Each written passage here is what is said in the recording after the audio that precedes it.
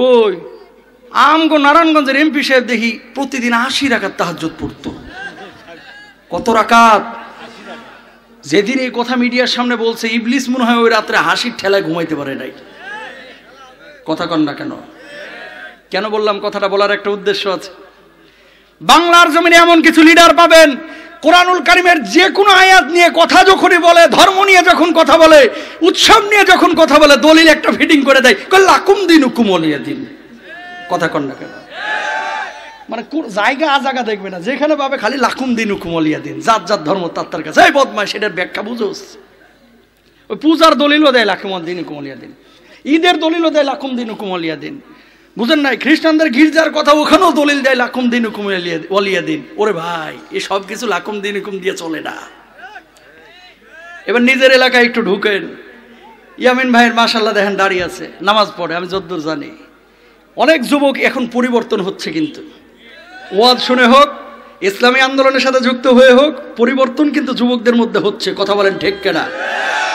আমি প্রায় মাহফিলে একটা কথা বলি, এই যুবকদেরকে নিয়ে ম্যাক্সিমাম বুড়া মানুষ সমালোচনা করে, এরা শেষ, সারাদিন গেম খেলে, সারাদিন সেরিলিয়া ঘুরে, সারাদিন সেরালুয়া ঘুরে, এই জিয়ে বিয়ে প্রেম ট্রেম করে এরা শেষ। আমি বলি শেষ না। কাজী ইব্রাহিম সাহেব একটা কথা বলেছিল দুবাই আমারে, এই গেম খেলা জাতেই কিন্তু খেলা দেখাইছে 5 আগস্টের আগে। এই যুবকরা না জানলে হাসিনা পালাইতো না, ঠিক কিনা যুবক? প্রিয় ভাইরা আমার, সুতরাং এই যুবকদের দিয়েই কিন্তু আগামীর বাংলায় কালেমার পতাকা উড়বে ইনশাআল্লাহ। তাকান, যুবক দাড়ি রাখা শুরু করছে, আগে পাঞ্জাবি পরতো না, এখন পড়া শুরু করছে। আগে টাকনোর নিচে কাপড় পরতো, এখন উপরে পড়া শুরু করছে। কিছু চাচার ঘুম হারাম, চায়ের দোকানে বসে বাঁকা চোখে তাকায়, কিরে জামাত শিবিরে যোগ দিছস কবে? কথা কয় না। মরিয়ম ভাবি আগে বোরকা টোরকা পড়তো না, এখন পড়া শুরু করছে। কি গো ভাবি, উমরা টুমরা করে আইছো নাকি? ঠেস মারে না?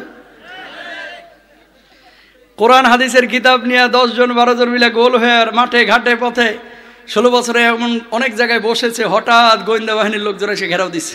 কিছু হলুদ সাংবাদিক মুন্নি শাহাদের মতো আশা সাংবাদিকরা নিউজ করছে 11 জন জঙ্গি জিহাদি বৈসহ গোপন বৈঠকের সময় আটক। কথা কন না কেন? সত্য না মিথ্যা? ও মুসলমান, দাড়িটা কিন্তু বুঝে শুনে রেখেছি, টুপিটা কিন্তু বুঝে শুনেই পড়েছি, জুব্বাটা কিন্তু বুঝে শুনেই পড়েছি, কোরআনটাকে বুঝে শুনেই কলিজার বসে জায়গা দিয়েছি। সুতরাং কেউ যদি দাড়িকে বলে জঙ্গির দাড়ি, টুপিকে কেউ যদি বলে জঙ্গির টুপি, কোরআনকে কেউ যদি বলে জিহাদি বয়, 1000 বার জঙ্গি হব, যুদ্ধ করব, আল্লাহ আল্লাহর নবীকে কষ্ট দিতে রাজি নাই, ঠিক কিনা?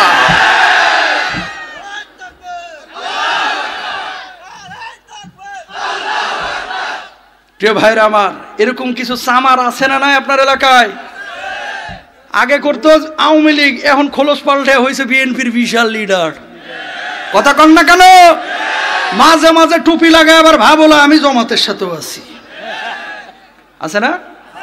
এগুলো মুনাফেক, এগুলো থেকে দূরে থাকবেন। এগুলো ভাইরাস। এগুলো কি?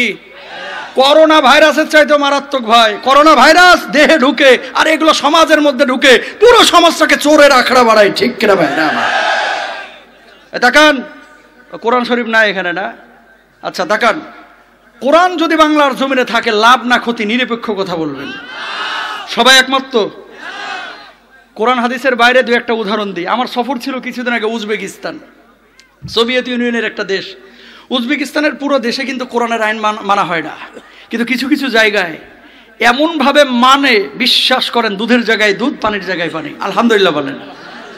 আরব বিশ্বের উদাহরণ দিলাম না, সোভিয়েত ইউনিয়নের দেশের উদাহরণ দিচ্ছি। তাকান, ইমাম বুখারী রাহিমাহুল্লাহর কবরটা জিয়ারত করলাম আমি বুখারায় জিয়ারত করে সামারকান্দে এসেছি। এই কিছুদিন আগের কথা।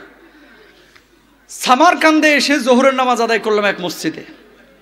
নামাজের মধ্যে দাঁড়াইছি, দেখতেছি সমস্ত মুসল্লিদের মোবাইল ফোন মানি ব্যাগ পেছনে রেখে সামনে নামাজ আদায় করতেছে। হাজার হাজার মোবাইল মানি ব্যাগ। নামাজ শেষ হলো, যার যার মোবাইল মানি ব্যাগ শেষে বাড়িতে নিয়ে চলে গেল। আমি চিন্তা করলাম, আল্লাহ বাঁচাইছে যে মসজিদটা ঢাকার গুলিস্তানের কোনো মসজিদ না। সত্য না মিথ্যা? দক্ষিণ গেটে যে সমস্ত বাথরুমগুলো আছে বাইতুল মোকাররমের, ওখান থেকে তো আমার বাসা মাত্র 6 কিলো। 100-র উপরে বাথরুম আছে, একটা বাথরুমেরও লোহার সিটকানি পাবেন না। ওই দেশে মোবাইল ফোন মানি ব্যাগ নিরাপদ, আর আমার দেশে মসজিদের মুসল্লির জুতা নিরাপদ না, ঠিক কিনা? কেন? ওই যে রংপুরে মাহফিলে গেলাম, এক বাথরুমে গেছি, বাথরুমে ঢোকার পরে দেখলাম বদনা মুবারকের গলা ভাঙ্গা, ভাঙ্গা বদনার গলায় শিকল পরা রাখছে। মানে বাথরুমের বদনাও নিরাপদ না। শুনেন, এদেশের চুরি যদি বন্ধ করতে হয়, আপনারা তো দেখেন আরটিভিতে আমি লাইভ করি প্রতি রোববার সোমবার সন্ধ্যায়, চাওয়াল জব করি। এই আরটিভির লাইভে একদিন আমি বলছি দামি জুতা নিয়ে মসজিদে যায় না, নামাজ হবে না। তো একজন মুসল্লি, এই শ্রোতা দর্শক কমেন্ট করছে যে এই ফতোয়া হুজুর কই পেলেন? আমি বলছি আগে পিছে কিছু শুনছেন? আমি আসলে বলতে চেয়েছি, আগেও বলেছি, 3200 টাকার জুতা নিয়ে মসজিদে যাবেন, যেহেতু জুতা নিরাপদ না। আপনি সূরা ফাতিহা পড়ে খালি দেখবেন যে অ্যাপেক্স আছে না গেছে। কথা বলেন ঠিক না? মনটা খালি আকুবাকু করবে, আছে না গেছে, আছে না গেছে, আছে না গেছে, তো নামাজ হবে?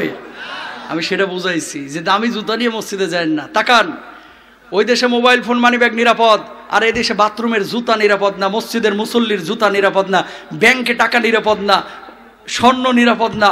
একমাত্র কারণ এই দেশটার মধ্যে আইন আছে কিন্তু কোরআনের আইনটা নাই। যদি কোরআনের আইন থাকতো 150 টাকার চুরিও যেমন চুরি হতো, 150 কোটির চোরও চোর হিসেবে সাব্যস্ত হইতো। ঠিক কিনা ভাই? না, 150 টাকা চুরি করার কারণে আম গাছের সাথে বাইন্দা পিটান, আর 150 কোটি চুরি করে এলাকায় কোট্টায় পেরে ঘুরতেছে, এর আবার সার সার করে সালাম দেয়। ঠিক কিনা? এই চুরি বন্ধ করতে হলে কোরআন দরকার আছে না? সবাই একমাত্র